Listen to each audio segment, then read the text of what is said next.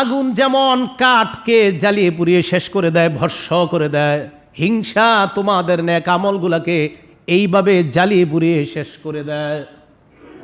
হিংসা থেকে তোমরা বাঁচো। আগুন যেমন কাঠকে জ্বালিয়ে পুড়িয়ে শেষ করে দেয়, হিংসা তোমাদের নেক আমলগুলোকে শেষ করে দেয়। হিংসার সবচেয়ে বড় ক্ষতি, হিংসুক হিংসার আগুনে নিজেই জ্বলে পুড়ে মরে। হিংসার সবচেয়ে বড় ক্ষতি হলো কোনো কিছুই ভালো লাগে না, ও সব সময় জ্বলতে থাকে যে কি হইল। তিরমিজি শরীফের 2510 নম্বর হাদিস, 2510 নম্বর হাদিস, রসুল আকরাম সাল্লাল্লাহু আলাইহি সাল্লাম বলেন, দাব্বা ইলাইকুম দাউল উমামি ক্বাবলাকুম, তোমাদের উপর অতীত উম্মতের একটা ব্যাধি তোমাদের উপর সংক্রমিত হয়। সংক্রমিত হয়, অতীত উম্মতের একটা ব্যাধি সংক্রমিত তোমাদের উপর, সংক্রমণ হয় তোমাদের উপর। সাহাবারা অবাক, আমাদের উপর আবার অন্যদের কি ব্যাধি সংক্রমণ হয়েছে? নবীজি বলেন, আল হাসাদু আল বাগদা, হিংসা বিদ্বেষ তোমাদের উপর, অতীত উম্মতের এই রোগটা তোমাদের উপর সংক্রমিত হয়েছে। নবীজি বলেন, হিয়াল হালিকা, মনে রাখবা এই অপরাধ হালিকা, মুন্ডন করে দেয়। আমরা জানি মানুষ মাথা মুন্ডন করে, আল্লাহ নবী বলে তোমরা ভুল বুঝবা না, লা আকুলু তাহলিকুশ শারা, এই মুন্ডন মানে তোমাদের চুল মুন্ডন করে দেয়, মাথা মুন্ডন করে দেয়, এমন না। সাহাবারা কয়, হুজুর তাহলে কি? নবীজি বলেন, তাহলিকুদ্দিন, এই অপরাধটা তোমাদের দিনকে মুন্ডন করে দেয়, দিন নষ্ট করে দেয়, বিনাশ করে দেয়। নবীজি বলেন, অতীত উম্মতের একটা রোগ তোমাদের উপর সংক্রমিত হয়েছে, এই রোগ হিংসা বিদ্বেষ, এটা বিনাশ করে দেয়, মুন্ডন করে দেয়। নবীজি বলে, এই মুন্ডন মানে মাথা মুন্ডন বুঝবা না, এই মুন্ডন মানে তোমার দিনকে মুন্ডন করে দেয়, দিন বিনাশ করে দেয়। তাহলে হিংসা হিংসুকের দিনকে নষ্ট করে দেয়, এক নাম্বার ক্ষতি। দুই নাম্বার ক্ষতি, হিংসা আমাদের ভালো আমলগুলোকে বরবাদ করে দেয়। আবু দাউদ শরীফের 4903 নাম্বার হাদিস, ক্বালা রাসূলুল্লাহ সাল্লাল্লাহু আলাইহি ওয়াসাল্লাম, ইয়্যাকুম ওয়াল হাসাদ, আল্লাহ নবী বলেন, তোমরা হিংসা নামক ভয়ঙ্কর অপরাধ থেকে বাঁচো।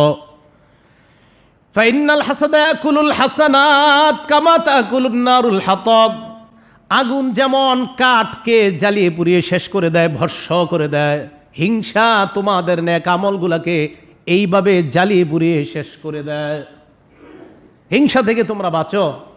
আগুন যেমন কাঠকে জ্বালিয়ে পুড়িয়ে শেষ করে দেয়, হিংসা তোমাদের নেক আমলগুলোকে শেষ করে দেয়। হিংসার সবচেয়ে বড় ক্ষতি, হিংসুক হিংসার আগুনে নিজেই জ্বলে পুড়ে মরে।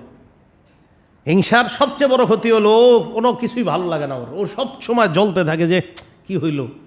এটা হলো হিংসুকের সবচেয়ে বড় ক্ষতি।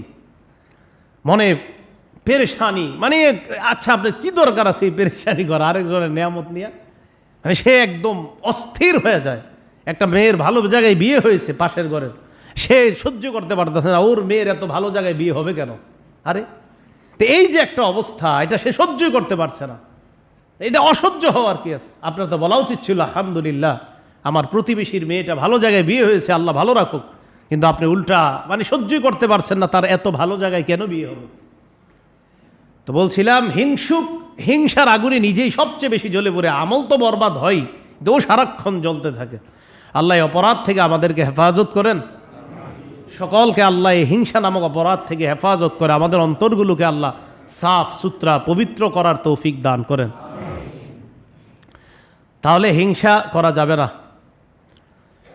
এটা কিতাব আছে মাজমাউজ জাওয়ায়েদ, 3 নম্বর ক্ষতি হিংসার, 8 নম্বর খণ্ড 81 নম্বর পৃষ্ঠা। নবীজি সাল্লাল্লাহু আলাইহি সাল্লাম বলেন, মানুষ যতক্ষণ হিংসা না করে ততক্ষণ ওই মানুষটা কল্যাণের উপর থাকে। পৃথিবীর কোনো মানুষ যদি চায় যে আমি সারা জীবন কল্যাণের উপর থাকব, নবীজি বলেন হিংসা নামক অপরাধ ছেড়ে দিলে ওই ব্যক্তি কল্যাণের উপর থাকতে পারবে। ক্বালা রাসূলুল্লাহ সাল্লাল্লাহু আলাইহি ওয়াসাল্লাম, আল্লাহ নবী বলেন, লা ইয়াজালুন নাসু বিখাইরিন মা লাম ইয়াতাহাসাদু, মানুষ ততক্ষণ কল্যাণের মধ্যে থাকবে যতক্ষণ পরস্পর পরস্পরকে হিংসা না করবে। এটা হলো হিংসার 3 নম্বর ক্ষতি, কল্যাণের উপর। মানুষ যদি থাকতে চায়, হিংসা বর্জন করা যদি থাকতে না চায়, যদি হিংসা করে তাহলে কল্যাণ তার থেকে উঠে যায়, তার পরিবার থেকে উঠে যায়, বলেন নাউজুবিল্লাহ। হিংসা করলে কল্যাণ তার জীবন থেকে চলে যায়। হিংসার 4 নম্বর ক্ষতি, ভয়ঙ্কর ক্ষতি, হিংসা এবং ঈমান এক অন্তরে থাকতে পারে না। হিংসা এবং ঈমান এক অন্তরে থাকতে পারে না। নাসাই শরীফের 3109 নম্বর হাদিস, ক্বালা রাসূলুল্লাহ সাল্লাল্লাহু আলাইহি ওয়াসাল্লাম, লা ইয়াজতামিআন ফি কলবি আবদিন আল ঈমান ওয়াল হাসাদ। আল্লাহ নবী বলেন, কোন মানুষের, কোন বান্দার অন্তরের মধ্যে দুইটা জিনিস একসাথে একত্রিত হতে পারে না, ঈমান এবং হিংসা। আল্লাহ নবী কয়, তোমার দিলে হিংসাও আছে, ঈমান আছে, এটা আবার কেমন কথা? নবীজি বলেন, লা ইয়াজতামিআন, একত্রিত হতে পারে না। তাহলে হিংসার কারণে দিনের পর দিন আমার ঈমান কমতে কমতে কমতে কমতে, আল্লাহ হেফাজত করুক, এক পর্যায়ে ঈমান নষ্ট হয়ে যায়। আল্লাহ আমাদের সকলকে, আমাদের দিল যেন, অন্তরটা যেন পবিত্র পরিশুদ্ধ করতে পারি, আল্লাহ তৌফিক দান করেন। এগুলো হিংসার ক্ষতি। 7 নাম্বার আলোচনা, হিংসার ক্ষতি। 8 নাম্বার কথা, হিংসুকের হিংসা থেকে বাঁচার উপায়। হিংসুকের হিংসা থেকে বাঁচার 1 নাম্বার উপায়, সূরা ফালাক বেশি বেশি পড়া। কোন সূরা? সূরা ফালাক। এমনি তো 3টে আমল জানেনই আপনারা, কুল হু আল্লাহ, ফালাক, নাস, এগুলা প্রতিনিয়ত আমল করা। বাকি সূরা ফালাক, এটার মধ্যে আল্লাহ পাক রব্বুল আলামিন বলেই দিয়েছেন, ওয়া মিন শাররি হাসিদিন ইদা হাসাদ। আল্লাহর কাছে আমরা বলতেছি যে রবের কাছে পানাহ চাই, মিন শাররি হাসিদিন ইদা হাসাদ, হিংসুকের হিংসা থেকে যখন সে হিংসা করে, হিংসুকের অনিষ্টতা থেকে আল্লাহর কাছে পানাহ চাই, ইদা হাসাদ, যখন সে হিংসা করে। তো সূরা ফালাক বেশি বেশি পড়া, ইনশাআল্লাহ আল্লাহ হিংসা থেকে হেফাজত করবে, হিংসুকের হিংসা থেকে আল্লাহ হেফাজত করবে।